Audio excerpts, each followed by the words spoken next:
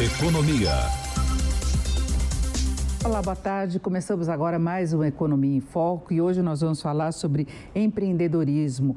Nós estamos aqui com o Arthur Garuti, que é sócio da ACE, empresa de inovação. Boa tarde. Boa tarde. E também o Paulo Sereda, que é gerente regional do Sebrae São Paulo. Boa tarde. Boa tarde. Eu lembro que você pode nos acompanhar tanto pelo YouTube como pelo Facebook da Jovem Pan News. E começamos agora falando dessa onda de empreendedorismo, de microempreendedor individual que nós tivemos. Este ano foi marcado muito por isso. Agora, não necessariamente seriam pessoas com vocação para o empreendimento. O Sebrae está muito próximo disso. Paulo, como é que você vê essa movimentação, né? Porque a gente tem um índice de informalidade muito grande quando a gente pega os dados do IBGE, a PNAD, que mostra aí o trabalhador por conta própria, que se mistura um pouquinho com o MEI e com o pequeno empresário, não é? Junção de alguns fatores. Primeiro, a recessão pela qual o Brasil está passando começa a se recuperar agora, recentemente, dá sinais de que vamos ter tração econômica e melhorar no próximo ano. Então, essa crise, esse desemprego que nós temos, leva as pessoas a empreender por necessidade. Não consegue se colocar no mercado de trabalho de maneira formal, carteira assinada, e aí ele abre o microempreendedor individual. Passamos aí de 9 milhões nos últimos 3 meses, quase 300 mil MEIs formalizados no Brasil. É um movimento que vem por conta de empreendedores de necessidade, que não necessariamente precisa ser empreender de qualquer maneira.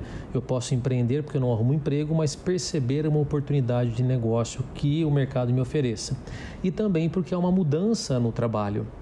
O trabalho em carteira, o trabalho formal, ele vai diminuir e vai diminuir com maior velocidade agora nesses nossos tempos, nos próximos anos.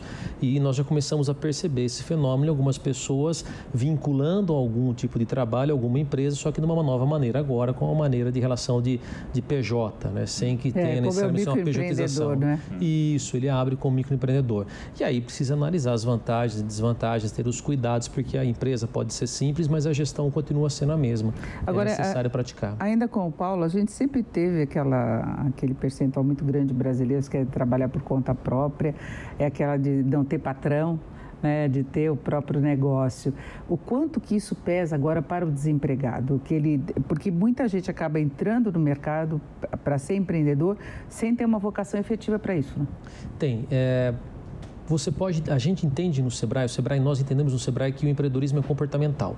A boa notícia é que é comportamental e eu posso desenvolver esse comportamento empreendedor. Então, é buscar informação a respeito e passar a praticar. Se o meu modelo mental, se a minha maneira de pensar, ela ainda é vinculada à segurança da carteira, dos benefícios que a carteira assinada tem, eu preciso mudar esse meu modelo mental para pensar na busca da oportunidade de fazer o meu recurso próprio. Não é proibido empreender, não é ruim empreender, na verdade, eu entendo que é a maneira mais democrática de ascensão. À medida em que quando você vai formalizar uma empresa, abrir um negócio, ninguém pede currículo, só que o risco é grande, porque agora eu sou dono do meu próprio negócio e eu preciso alavancar os recursos. O empreendedor nato, aquele que é por vocação, enxerga isso como o melhor dos mundos. A pessoa que foi criada no modelo mental do brasileiro, estude, procure um bom emprego, preste um concurso, obedeça seu chefe, ainda existe muito na cabeça do brasileiro, ele estranha essa nova maneira de fazer, de gerar a sua renda, de gerar o seu sustento. Agora, Arthur, a gente tem no nosso vocabulário agora as startups ganhando força, que é uma outra vertente do empreendedorismo, e a coisa acaba se misturando, né? De repente virou tudo startup. Pois é. Acho que é legal trazer um conceito de startup que se difere dos negócios mais tradicionais, né? As startups, elas buscam resolver um problema real de uma maneira mais escalável, então o crescimento das startups tende a ser mais exponencial, e é isso que se busca, e aí o empreendedor, a característica do empreendedor de startup se difere da característica do empreendedor mais tradicional, à medida que é uma característica mais de empreendedor de oportunidade, né? Por outro lado, o número de startups comparado com o total de pequenas e médias empresas no Brasil é muito menor também. Só que faz mais barulho.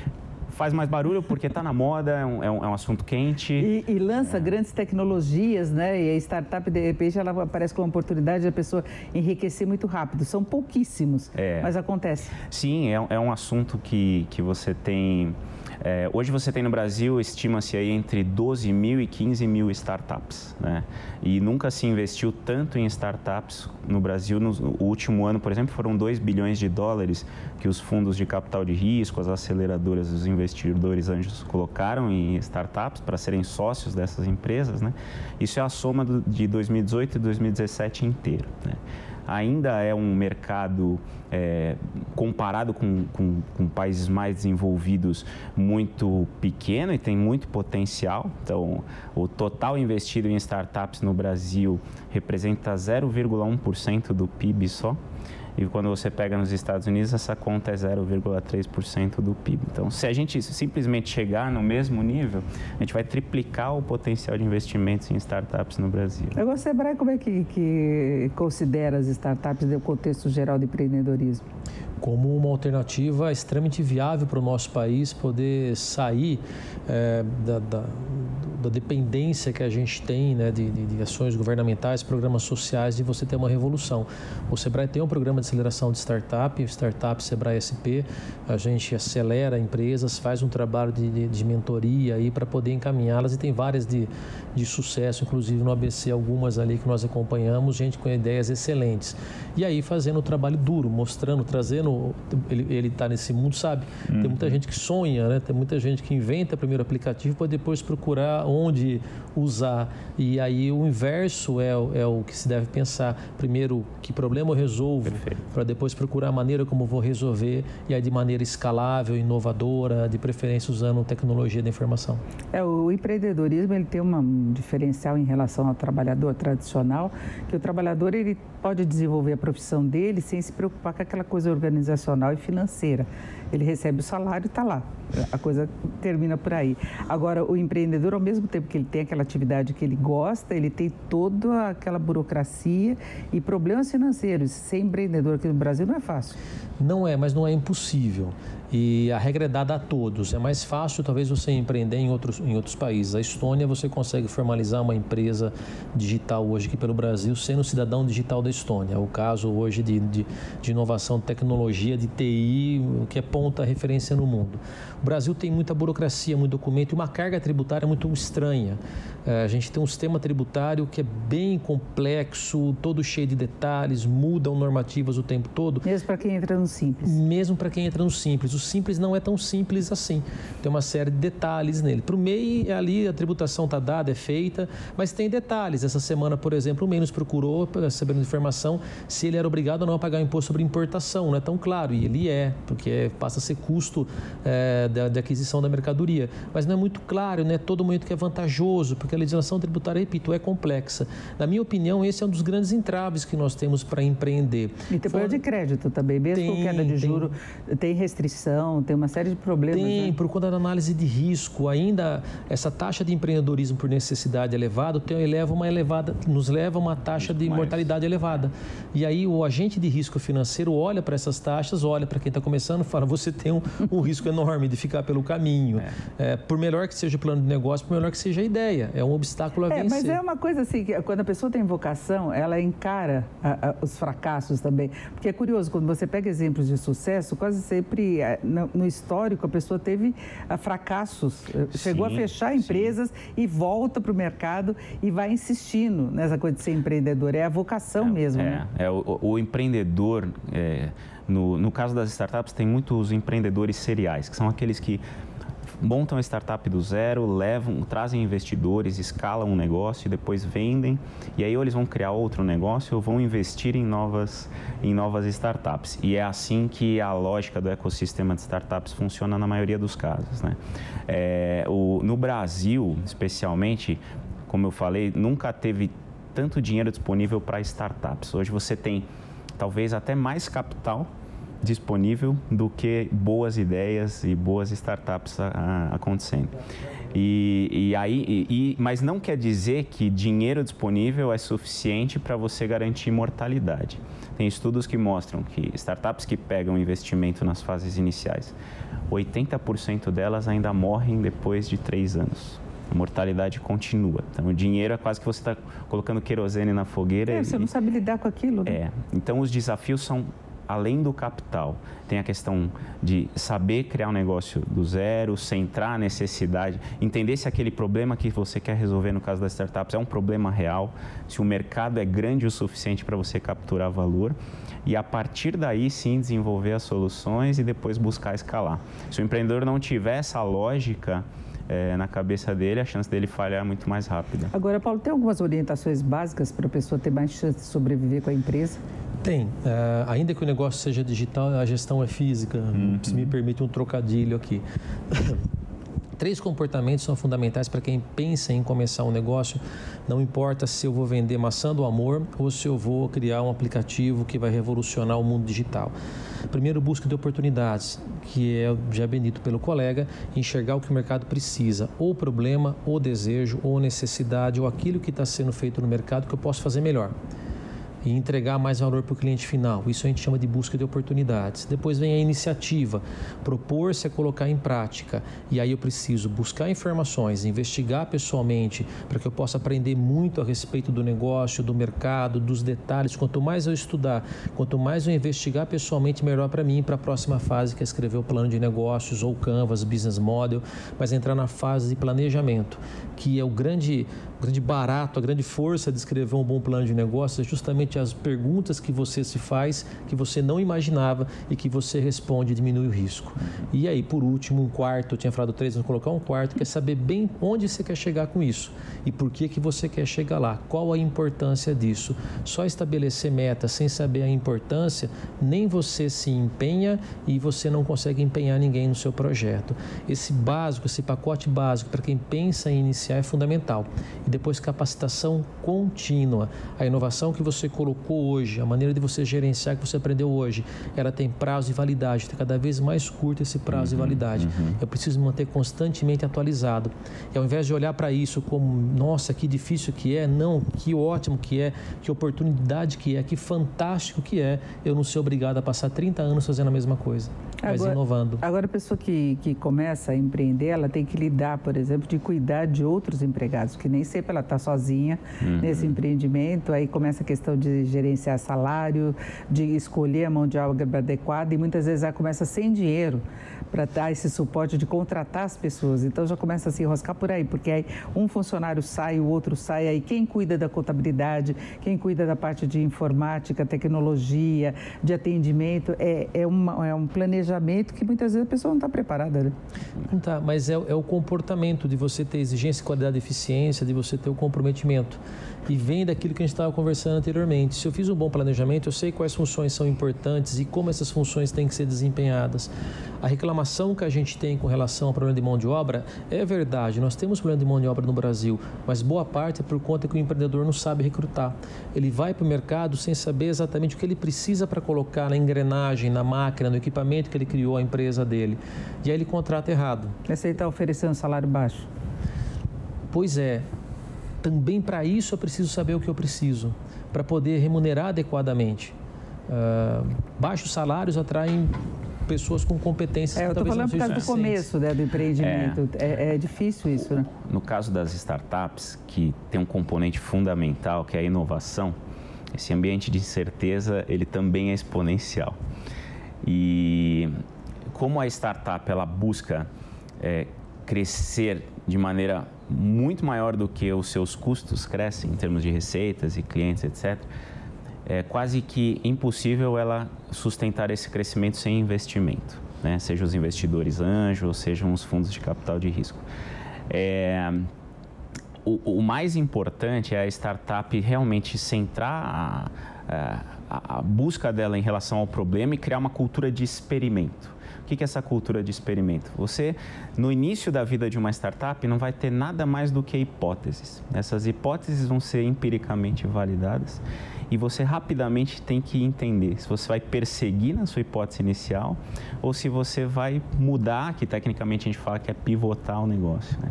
Isso consome recursos, então você tem que tentar fazer com o mínimo de recursos possível, ser bastante austero.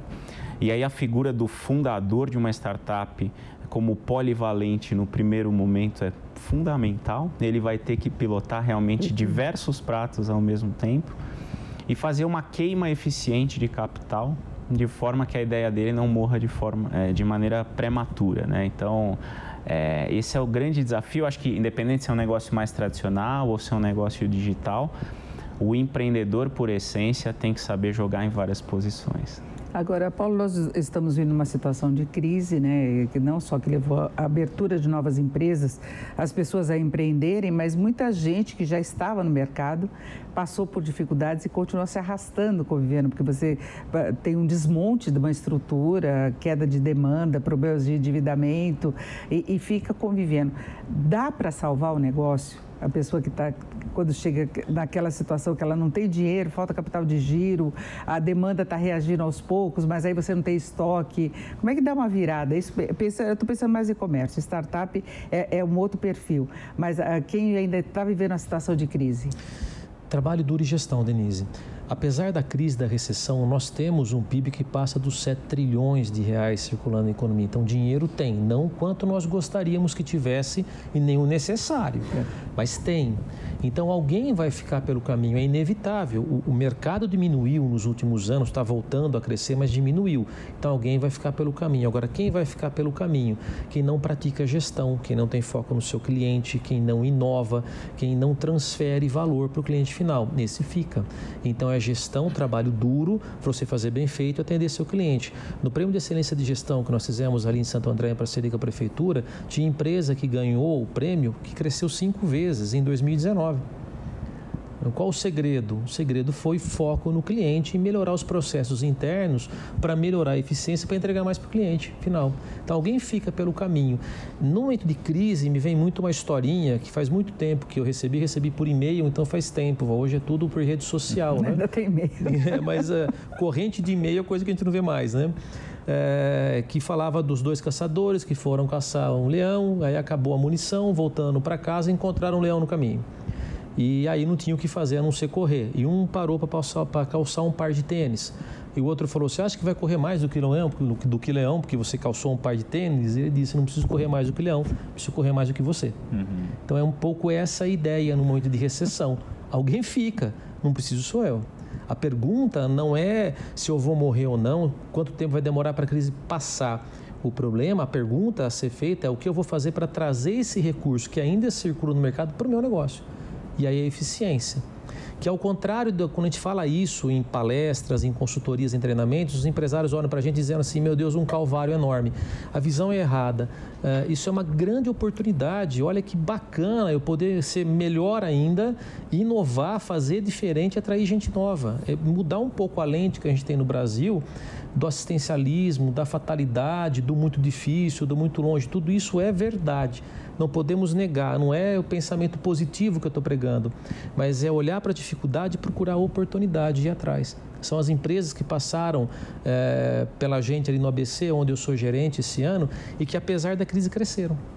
E a startup ela tem um perfil diferente nesse sentido, né? Porque já se convive com um otimismo maior, uma confiança também. Sim. É diferente o empreendedor, né? É diferente o empreendedor. O Brasil, essa década, foi penoso em termos econômicos, mas para o setor das startups e dos investimentos foi totalmente anticíclico. O Brasil nunca cresceu tanto na sua economia digital, nos seus empreendedores surgindo, no nível de investimentos para esse tipo de empreendimento. Eu acho que a lógica do empreendedor de startups é a resolução de um problema real em grande escala, né? Então, você pega, por exemplo, os aplicativos de delivery, né, que hoje estão tão comuns na nossa jornada aqui no dia a dia. Esses aplicativos hoje já fazem aí quase 1,5 milhão de pedidos por dia no Brasil. E começou pequeno, essas foi uma empresas, ideia no momento, essas né? empresas, elas têm aí, talvez, a mais antiga talvez tenha 10 anos, né? Não chega a 10 anos. A gente convive hoje com os aplicativos de transporte. E atravessam fronteiras, se espalham pelo mundo. Atravessam. A gente tem startups brasileiras que estão se internacionalizando, como é o caso do Gympass, né, que tem o seu programa de benefícios e já está em 15 países. Você tem a Rock Content, que acabou de adquirir uma empresa norte-americana, algo que empresas mais tradicionais demoram para conseguir, né? Por conta desse ecossistema pujante que foi até educando os empreendedores a uma nova forma de olhar, que não vejo que é um contraponto à economia tradicional, mas ela bebe de uma fonte prioritariamente com base em necessidades de mercado.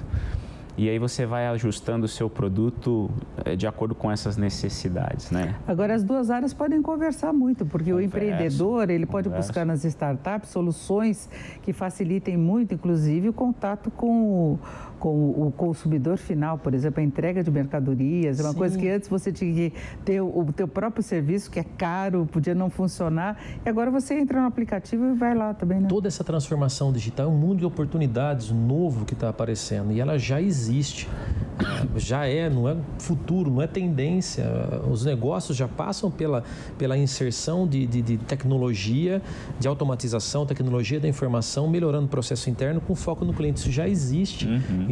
O aplicativo de entrega é o exemplo disso, que eu posso trabalhar com empresa tradicional. Então, é participar, é entrar nessa transformação digital, automatizar, trabalhar de maneira nova, novos modelos de negócio, novos modelos de relacionamento com cliente, com fornecedores, com o mercado que eu tenho, tornando mais eficiente e inovador o meu negócio. E às vezes você precisa menos estoque, por exemplo, ainda voltando ao comércio, né? Eficiência. Você usa os aplicativos, né, para divulgação. Um modelo clássico de negócio de startup são os marketplaces, né? Que é unir as duas pontas, e essa solução acaba comissionando um percentual baseado nessa transação de unir duas pontas. E eu acho que o impacto econômico que esses aplicativos trouxeram para a economia no Brasil, fora, é brutal. E juntando, por exemplo, os microempreendedores individuais, vários microempreendedores individuais, como os motoboys, cozinheiros, pequenos empresários que têm os seus restaurantes, plugadas a essas plataformas, criaram novos canais de venda que antes não existiam. E aí, quando você soma o impacto disso, já tem quase 30 milhões de pessoas no Brasil, ou sendo renda complementar ou renda principal através do uso desse tipo de aplicativo. E isso tudo nasceu nos últimos 5, 6 anos. Que leva o empreendedor a ser mais competente, a ter mais cuidado no negócio que ele está fazendo, está mais preocupado com o jeito em que ele entrega. O tempo do amadorismo, do mais ou menos, do faz de qualquer jeito, está acabando de graças a Deus. Né? Exato. Agora, como é que o Sebrae orienta nesse sentido da pessoa a buscar essas oportunidades de mercado, né, de inovar, né, inovar dentro da concepção que muitas vezes é antiga? Primeiro é acreditar e aí trocar o olhar para que é possível de ser feito e que tem que ser feito de maneira muito bem feita, com exigência de qualidade, e praticar a gestão. Esse é o olhar que a gente coloca, é todo o chamado que nós temos para quem participa de projetos e programas que nós fazemos. A gente procura transferir para as pessoas essa ideia. Você pode começar pequeno, mas você não precisa começar mal feito. Você pode começar de maneira simples, mas você não tem que começar fazendo uma baixa entrega para o seu cliente. A gente procura passar essa mensagem da eficiência, da qualidade, da gestão, da competitividade, que a gente pode mudar esse país, fazer esse país crescer.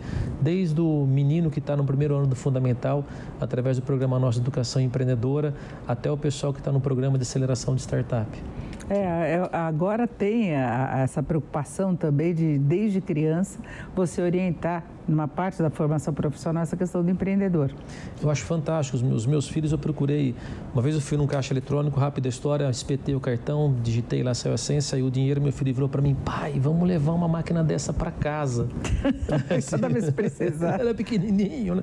Falei, então, veja bem, aí eu preciso ensinar meu filho como é que funciona a geração de valor, como é que funciona ganhar dinheiro, para que ele entenda isso. Né? Não é ruim, não formamos exploradores, a gente tem que quebrar com essa ideia que tem. Muito que é especulador, né? A gente forma pessoas responsáveis. O empreendedorismo também serve para o processo social. A irmã Dulce, uma empreendedora fantástica, com todos os comportamentos do perfil de empreendedor, e ela pôde realizar um projeto maravilhoso social. Ela conseguiu buscar dinheiro no mercado, ela conseguiu pessoas a rede de contatos, viabilizou a ideia, trouxe gente, liderou pessoas. É um exemplo de empreendedorismo. Social. E as ONGs muitas vezes funcionam dessa forma também, consegue captar, fazer o encaminhamento dos recursos, busca de um lado e destina do outro. Exatamente. Não é? Agora, a tendência é um 2020 mais vigoroso, hein? Mais vigoroso. A gente vê o Brasil com fundamentos econômicos muito melhores, né? de redução de taxa de juros, você tem crescimento, o desemprego também está um jeito aí dentro do possível um pouco mais estabilizado, a inflação mais estabilizada, isso tudo gera grandes oportunidades. No caso do empreendedorismo aí através das startups, o que a gente vê é que o volume de investimentos nessas startups vai continuar crescendo. Não sei se chega a dobrar em relação a esse ano, mas vai ser bastante agressivo. O investimento internacional em startups brasileiras provavelmente vai bater recorde. E a gente vai continuar vendo os famosos unicórnios, né? Que são as startups que atingiram seu valor de $1 bilhão. O Brasil hoje tem mais unicórnios. Eu falava de ficar, que poucos ficam, mas chega lá, né? Chegam lá. O Brasil tem mais unicórnios do que Israel, que é uma das nações mais desenvolvidas em termos tecnológicos, né? Hoje nós temos 10 unicórnios. Então, você tem o Nubank, você tem o Gympass, você tem a iBanks, que é um meio de pagamento de Curitiba, enfim, algumas... XP. A XP foi listada, né? E é impressionante o caso da XP também, que ontem subiu 30% as ações, né, no IPO.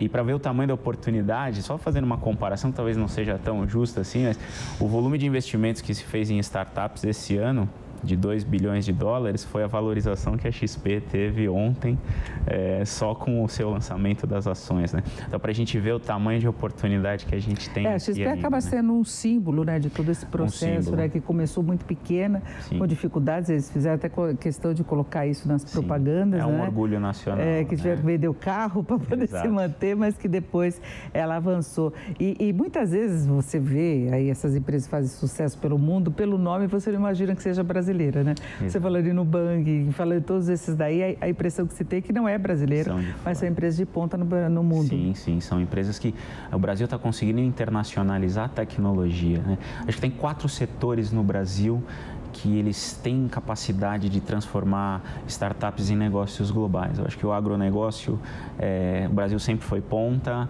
né? Tem tecnologia proprietária, tem todo um ambiente de mercado propício para isso. Você tem as fintechs. Hoje, 1/3 do que se investe em startups no Brasil vai para as fintechs. O Brasil ainda é um país desbancarizado, tem muita oportunidade para acontecer. XP é um exemplo, né, de um sucesso global, um case global que a gente criou nesse setor. O setor da logística, por conta de toda essa complexidade que a gente tem, você pega uma solução como uma Log, por exemplo, que pode ser global. E você tem o setor da saúde, que também tem alguns cases bem interessantes, como o caso do Doutor Consulta, modelos por ainda ter uma cadeia tão ineficiente na saúde, essas inovações brasileiras acabam surgindo e podendo ser cases globais. E eu queria saber do Paulo, antes de encerrarmos, as dicas para quem quer virar empreendedor agora. Olha, termos práticos. Pense bem na oportunidade, pensando em coisas simples. Qual necessidade ou qual desejo você pode suprir do mercado, ou qual necessidade com desejo você pode suprir do mercado? É a diferença entre pizzaria e disque pizza. Disque pizza vai muito para necessidade. A gente tem fome, precisa resolver o problema, gostaria que eles entregassem rápido. Então, a gente discute muito bem a pizza. A pizzaria vende o desejo. Eu quero sair, eu quero curtir os amigos. São negócios que envolvem pizza, mas são diferentes. O que o seu cliente espera, nesse sentido que a gente fala de oportunidade? Pense na solução que você vai ofertar para ele. E lembre que você não vende o que você vende, você atende uma expectativa. Ainda que você faça brigadeiro gourmet, que é uma das coisas que ficou na moda, você precisa entender em qual momento alguém está disposto a comer um brigadeiro gourmet e o que ele espera encontrar. Então, faça isso, entregue no momento exato, da maneira que ele espera. Isso é oportunidade de negócio. E pratique gestão todo dia. O Oscar, o Mão Santa, que dizia mão santa coisa nenhuma, mão treinada, ele tem uma frase que eu levo comigo. Para vencer na vida é necessário empenho e dedicação, todos os dias, não só de vez em quando. Também isso serve no mundo dos negócios. O empreendedor é todo dia, né? Todo dia.